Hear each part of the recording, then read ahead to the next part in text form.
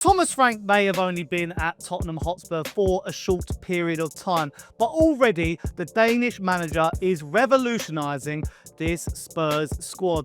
In the Premier League, they may have had only 2 games, being against Burnley and Manchester City, after an impressive pre-season and a Super Cup defeat against PSG, but where they took the Champions League holders all the way to penalties. It's time that we reflect on Thomas Frank's tactics and how he's been able to get the most out of this Tottenham Hotspur squad so far. So today on the talkSPORT Spurs YouTube channel, I'll be revealing the scary truth about Thomas Frank's Tottenham tactics that nobody has noticed. But before we go any further, if you are new to the channel, then leave a like, subscribe, hit the notification bell, and also let me know in the comments down below, how have you rated Frank's tenure so far? Now, I know some people will say, maybe, Sonny, you're going in a bit early here, but I want to give Thomas Frank his flowers, because in 2 performances in the Premier League so far, where we've had 2 wins, 6 points, and also not conceded a goal, Thomas Frank has showed a lot of tactical flexibility, and it's a conversation that has come up between a few pundits and different people in the media outlet. Thomas Frank is getting a lot of plaudits already after what was a masterclass of a victory against Manchester City at the weekend, and also, quite a good display against Burnley, where he showed different sort of tactics, displays, and all sorts of things. So what we're going to start with is a clip from the most recent episode of the brand new talkSPORT show Inside Spurs with myself, Majestic, and Jay Harris, where we're talking about the tactics that Thomas Frank decided to deploy in the game and the win against Manchester City. But before we go any further, over 80% of you watching this right now are not subscribed to the talkSPORT Spurs YouTube channel. What are you doing? We are on such a good roll under Thomas Frank, so it's about time you got down below and subscribe. I think it makes perfect sense. But yeah, enough of me waffling. Let's get on with the video. 2 goals, beating Man City, not conceding. Sonny, how did we do it? To me, this is the best victory we've had against Manchester City, because in years gone past, whether it was Mourinho or Conte or even Postecoglou, there was always a bit of luck involved to me. There was always like a smash and grab element. But the way that Thomas Frank set up his team was just perfection to me. Like the way, I think a lot of people, when I spoke to Dan Kilpatrick before the game for talkSPORT, and he sort of said the same as me, that we sort of thought we'd go with a 3 at the back, sort of how we set up against PSG. But Frank went quite plucky. He went for a man-to-man system and a 4 at the back, and it really paid off. The midfield of Sarr, Palhinha and Bentancur looks phenomenal. They're just really winning their duels. I think there's some graphics doing the rounds on Twitter over the weekend of how many duels and tackles they were winning. The way, and I think Match of the Day did a really good in-depth analysis of how Van der Ven and Romero were literally pressing Haaland and Cherki in their final third, giving them no respite whatsoever. And then we had like Porro and Jed Spence on the halfway line. So the way that Frank sort of set this up was phenomenal, and it really paid off because our press was dynamic, it was electric. And this is, we're used to thinking Ange Postecoglou was, really good at pressing, but it seems like we've gone from that erratic pressing to just really clever. But my only worry is, can a team do this for like a whole season? Probably not, and that's where some transfers are going to need to come in. Absolutely. It's the third different approach we've seen from Thomas Frank, Jay. As someone that's covered him before and know him well and his systems well, this isn't surprising to you, is it? Not at all. It's one of his biggest strengths, no doubt about it, and I thought it's why it made perfect sense for Spurs to go after him. And we've already seen the 3-5-2, which he loved in his first couple of years at Brentford. Obviously in 4-3-3, 4-2-3-1. And I think one of Frank's biggest strengths is he knows when to use particular players in particular systems. So take Brennan Johnson. It was a little bit of a shock that he didn't start, and I don't think he came on at all against PSG. And then he scored in the last 2 games and had a massive impact. So sometimes it's about being brave enough to say, okay, I'm sorry to take you out of the team this week, but this is not going to get the best out of you, and we need to look and think longer term. Now, before the game against Man City, Frank said that for every game he identifies 3 key themes, and that for the City game, he said this after the fact, it was defensive principles, being brave, and set pieces. Now, being brave, you can look at that in different ways. Sometimes it's being brave on the ball. Sometimes it's being brave man-to-man pressing high up the pitch. And when it works, Romero follows Haaland, gets that free kick, and it just sets the tone early on. So I thought it was a really, really impressive performance. Absolutely. And the thing is as well, this isn't Thomas Frank's first time of beating Pep Guardiola. It seems like he's got his number. what's the benefits of having a flexible coach? That was probably one of the biggest criticisms of Ange Postecoglou. But going into these games, I think last season, Sonny, you know this as a fan as well, sometimes it almost felt like we were setting ourselves up to fail.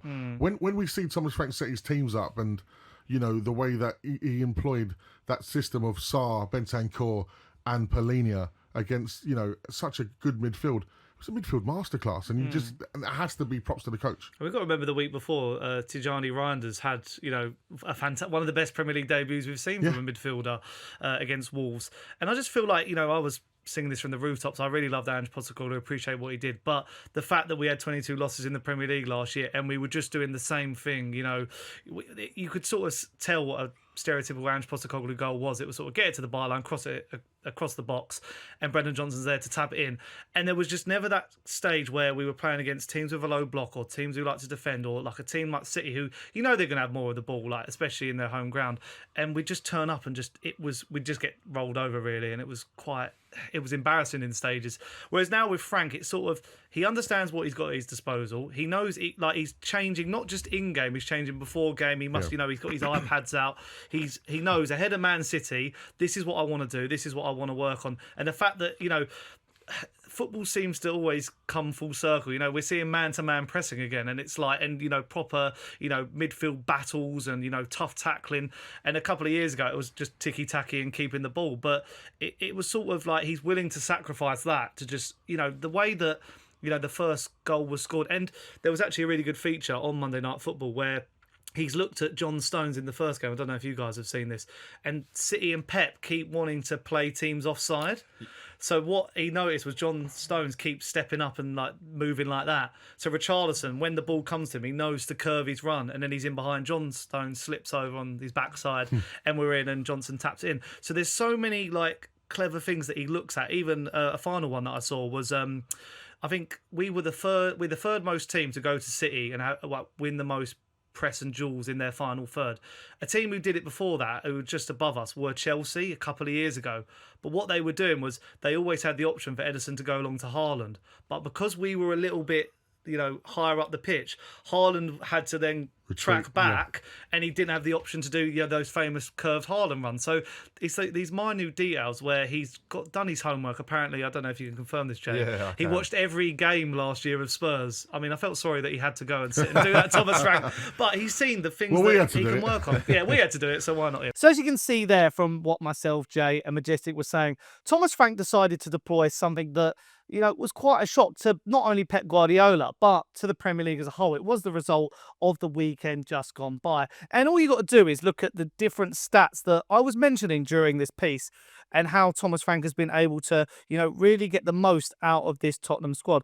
And, you know, in particular, I want to give praise to the one and only Papa Matasar. Squawker tweeted over the weekend, no Tottenham player has won more duels, 13, one possession more times, 9, or made more tackles, 4, in the first 2 Premier League games than Papa Matasar. Just look at his heat map this season, and it's just something to behold, his heat map. He has been an absolutely terrifying player for this, you know, Thomas Frank's side, and, you know, a player that not many people thought was going to turn up this season or be, you know, a first name on the team sheet, you could say. A lot of people were touting the likes of Archie Gray and Lucas Bergwall to get in and make that position their own. Papa Matasar has given Thomas Frank a very good headache at the beginning of this season. And, you know, same has to be said for João Palhinha. You know, Squawker going on to say that João Palhinha is the exact player Tottenham were missing last season. The midfielder won more duels, 8, and made more tackles, 4, than any other Tottenham player against Manchester City. And his game by numbers were 40 touches, 8 duels won, 4 tackles, 2 times possession won, 2 out of 2 aerial duels won, 2 clearances, 2 shots in the opposition box, 1 shot, 1 goal. His first Premier League goal for Spurs. And his heat map was something to be impressed by as well. So we're showing in that midfield that we're ready to battle. We're ready to go man for man. And, you know, go up against a Manchester City side who, you know, Reinders the week before against Wolves was fantastic. One of the best Premier League debuts I've ever seen. But we made them look like fools. And that was just what Thomas Frank was going out to do. And then also I just wanted to show a little bit of a graph or like a tactical gameplay of what the game ended up being, because it said that Tottenham prepared an asymmetrical defensive shape in order to go man for man against City's own asymmetrical build-up shape. And what we've seen so far in 3 games under Thomas Frank is 3 very different systems. Against PSG, it was about set pieces. It was about, creating chances when we could. We decided to go with a 3 at the back to combat their fierce attack and, really overload them in defensive areas and also their midfield, and then use Kudus and Richarlison in counter-attacking phases. Burnley, we were going to have more of the ball. Burnley, not an amazing side, but we're going to be a bit more defensive themselves, and we decided to go with a 4 at the back and 2 midfielders who were more known for their passing. And then against Manchester City, we went with Sarr. Palhinha came in, and so did Bentancur, who are more tough tackling, who are more going to win their duels. And that was proven with this graphic on Match of the Day, which shows the duels won, the tackles won, as well as the possession won, and the shots on target and the goals from those 3 midfielders, and showing how important they are to Thomas Frank's system. And it's not just myself and Jay Harris and Majestic who've been praising Jamie Carragher. And if you haven't seen this already, this is a really good watch. Just explains how Tottenham and how Thomas Frank has been able to adapt his midfield to, and defence actually, to, really go at teams like Manchester City. When I think about teams playing against Pep's teams, the only team I would say who've really gone after them and never really changed was Klopp's Liverpool, because they felt, we're as good as you. We're not going to change our game for you, and we're going to be really brave and courageous. I don't think I've seen a team braver than Tottenham. Van de Ven, your left centre-back in the back 4, not in the back 3, jumping here. Romero coming in behind with Haaland. So let's not forget, that's Haaland, that's Cherky, that's the front 2. Romero ends up getting his free kick there. There's your 2 centre-backs. There's the 2 front players of Manchester City. I've never seen a situation where 2 full-backs are on the halfway line with the 2 wingers and the 2 centre-backs are higher up. Normally you see a situation where the full-backs are high and your centre-backs are at the back holding the full. Completely the opposite, because it was a man-to-man system. Haaland's got in there, Romero goes, Cherky the number 10, I'm going to jump Van de Ven.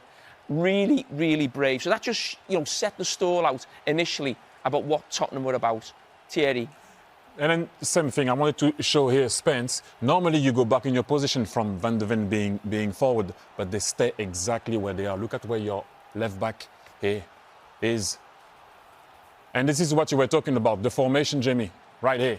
They're putting pressure. You have that 3-box-3. But I wanted to highlight something here. As you can see, man-to-man, very difficult. Maybe they could have played that ball long for Haaland, but we all know that's not what Man City does. Play that long ball, that's not what they do. They like to play short. But Ederson will have been here. And when your goalkeeper comes here, one of the Tottenham players would have had to jump on him. Then you can free one of the players that he left. But they didn't do it. It became very difficult. They ended up playing short and even more short. And even Gary Neville was full of praise. Manchester City is still known as one of the best teams in the land and can really put up a good fight against, top opposition. They were champions for so many years going. And Pep Guardiola, it's quite interesting the tactics that he's trying to change and deploy at City this season. And Thomas Frank was able to really just bombard and stop them from being able to dominate the ball and have key chances. We know, Gary, how quickly football can change from week to week. And last weekend at Old Trafford, you joined us on set and we talked about Tijani Reinders, who was brilliant for Manchester City last weekend against Wolves. Then yesterday, at home against Tottenham, City lose 2-0. Reinders isn't in the game that much. And City looked completely different. What did you make of it? Yeah, it was a stark difference in performance levels. And I think after last weekend, we all probably thought, were we staring the obvious in the face that Manchester City, Pep Guardiola, we're all ignoring them for the title. We're all looking at Liverpool and Arsenal primarily. And City could be the obvious title sort of challengers to them, obviously, and could win it because of Pep Guardiola. But like yesterday, I thought Tottenham ran all over them. They looked a little bit like an old team yesterday, City, which was worrying. Tottenham pressed and hurried really well. Thomas Frank's come in and done a really good job in the first couple of weeks. But yeah, it was worrying signs for City yesterday because that was a strong team they had out. Sticking with Thomas Frank, what do you think is the main difference between what they were doing under Ange and now what they can do under Frank? We've seen him obviously in 3 games. Now, obviously, big games in the last couple of weeks. And what he's done is adapt his sort of style to each game. And obviously big criticism of Tottenham under Ange Postecoglou was that they never changed. They were always the same and you could predict exactly what they were going to do. And in the end, it was a sorry state for them. But what you've seen with Thomas Frank, he'll go 5 at the back, he's gone 4 at the back. They'll press high, sometimes they'll sit deep. And we're seeing a little bit more, I think, of a change in this last 12 to 18 months where we're seeing the old style of football return. It's been this sort of way for a few years that you've got to have a philosophy, you've got to have a way of playing. And now it seems we've got a few managers near the top end who are sort of adapting from game to game. It's what I was used to at United. Sometimes we'd sit deeper, sometimes we'd press high, sometimes we'd play more direct, sometimes we'd be more physical if we were playing away from home against a team like Stoke or Crystal Palace. And I think Thomas Frank's adapting from game to game. He's getting the best out of the players that he's got. A little bit embarrassing for them in midweek, losing Eze to Arsenal. That was a bad one for them, but they've recovered really well to get a great result yesterday. And he started well, and the players seem to be thriving under him. But yeah, I think we knew that Thomas Frank was going to try and improve individual displays. We've seen like Richarlison up his game. Kudus looks like a new player, and as well as, the likes of Polinia coming in, Bentancur, the defenders, the fullbacks, even the goalkeeper, his range of passing, which I mentioned in a recent video where I mentioned about Gary Neville and Jamie Carragher deep diving. I think just what we lack is a creative spark, which hopefully will be addressed in the transfer window in the next few days. So one to watch. Hopefully Tottenham address that. I think this manager, for me personally, is the one I feel most comfortable in giving a big and good squad to. I think we look at Postecoglou, even a Conte, even Mourinho. I knew Mourinho and Conte wouldn't be there for long, in whatever circumstances. They're not there for long times. Postecoglou was always a risk. Thomas Frank in the Premier League, if you're going to go and give him the tools and the money and invest, because you're thinking, hang about, this player we're going to spend 70 million on, he might be here for the next 5 years. Well, I think Thomas Frank will be here for quite a period of time. I just feel like to me, obviously, I know we finished 17th last year and we won the Europa League, but to me, I feel like that squad was so, it shouldn't have been down there. It was too good to be that low in the Premier League. And the reason it was the coach. So the fact that we brought in a new coach with new ideas, and we've all said about that, we knew we were going to, build up to, I predicted, my prediction, and I've really, cast my net here, between 6th and 8th, but depending on what we do. With Eze, if we'd got that over the line and that would have been a statement signing, or a Morgan's White, you're thinking, maybe 5th, or what could, because you got to think the teams we're competing with are Villa, Newcastle, maybe Manchester United, and then the teams like Brentford, Bournemouth, and Brighton. They're looking like falling off a little bit. Not done too much business. Got new managers here and there, so this is an opportunity for Spurs to really close the gap. Agreed. I think so far the window's been. I'm going to go with okay. Because we've gone out there, we've signed some players that we needed, some different players that offer something that we don't have, and that's what I think a good transfer window is. But the problem is, it's been a month since we've signed someone. Spurs are historic for leaving it last minute, deadline day specialists, Levy, panicking final moments. Get your yellow ties on. Exactly, but that's what really annoyed me most. Not the fact that he went to Arsenal, not the fact that he turned us down, but if we just maybe offered a few more terms here and there, different payment, it's always just a bit. We're just going to be bridesmaids forever in the transfer market because we're just not offering what people. We're trying to shop in Harrods with our Lidl card or something like that. It's just not really. It's getting the coupons out and seeing if we can get the extra. To me, as I said earlier in the previous section, the market's now shrunk. All the targets that we were looking at are now either and they know not we're available. Desperate. Exactly. And we look like mugs now, don't we? Bad business. And the press and intensity. Will they be able to do it for this many games going forward into the season? With more, at the moment, Thomas Frank's had time to prepare and time to set up his team, with a week at the time. But when we're adding in cup games domestically and the Champions League, it will be a bit of a tougher test. But let me know what you think in the comments down below. What did you make of Thomas Frank so far setting up his Spurs team in the different matchups so far this season? Do you think he's going to change it a lot, or do you think he's going to have sort of 2 to 3 different systems? Let me know your thoughts in the comments down below. And as always, leave your like, subscribe, hit the notification bell. Until next time, and I'm going to be doing a stream for the Champions League draw, so stay tuned for that. I'll see you guys then. Bye.